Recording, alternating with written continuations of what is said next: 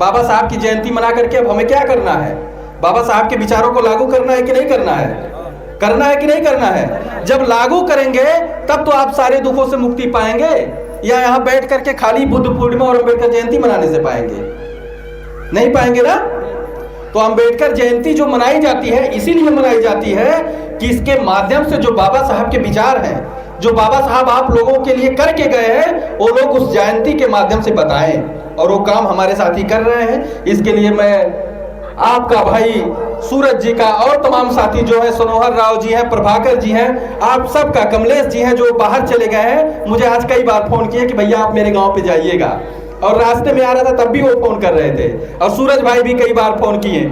तो आज मैं आप लोगों के बीच में यही बताने के लिए आया हूं कि अगर वास्तव में आपको बुद्ध पूर्णिमा मनाना है, वास्तव में बाबा साहब की जयंती मनाना है, तो जिस तरीके से हमारी जो माता लोग बैठी हैं, वो लोग इस देश में 4-4 बार बहन जी की सरकार बना करके आप लोगों को आज हमारे जो युवा हैं मोछ रखने का अधिकार पा गए, सीना तान के चल रहे हैं। नहीं तो जो महिलाएं वो अच्छे से जानती हैं कि एक समय वो भी था कि अगर एक लोग होते थे जिनके अगर दरवाजे से जाना है तो चप्पलवा निकाल के जाना पड़ता था, खटिया पे बैठना नहीं होता था। लेकिन वो बहन जी की बदौलत ऐसा हुआ कि आप लोग आज सीना तान के चल रहे हैं, मूंछों पे ताव देकर चल रहे हैं, मोटरसाइकिल चरपहिया से घूम रहे हैं।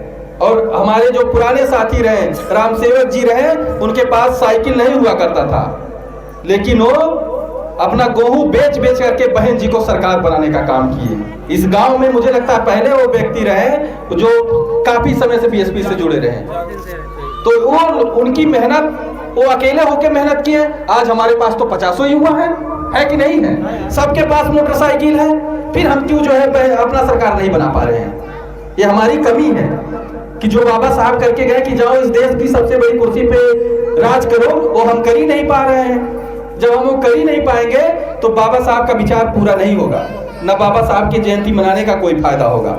अगर हमें वास्तव, आप और एक चीज और देखे होंगे कि जब आप राजा नहीं हैं तो यही बाबा साहब की जयंती मनाने के लिए परमिशन लेना पड़ रहा है।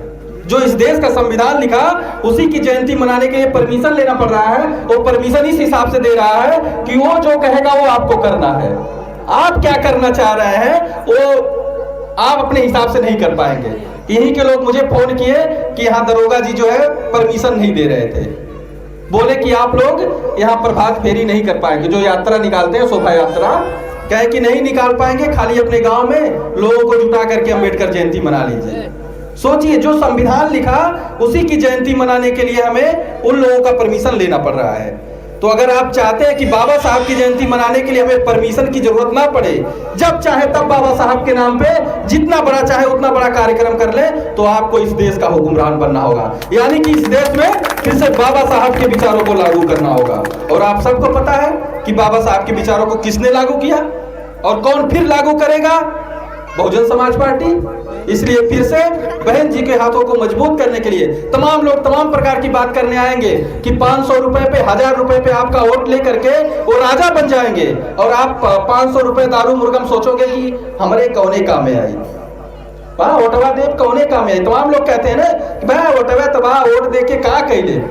वो एक वोट ऐसा चीज है जो आपके बच्चों का भविष्य बना देगा। अगर आप अपनी सरकार बना लेंगे तो जो आप टुटही मड़ई में भी अगर रहते होंगे तो टुटही मड़ई में से आपका लड़का पढ़ लिख करके कलेक्टर बन जाएगा। और अगर वही वोट गलत जगहों पे दे देंगे तो आप चरपहिया, क्या कहते हैं, महल में भी रहेंगे ना, तो आपका लड़का शराबी जुआरी निकल करके वो महल को भी बेच देगा।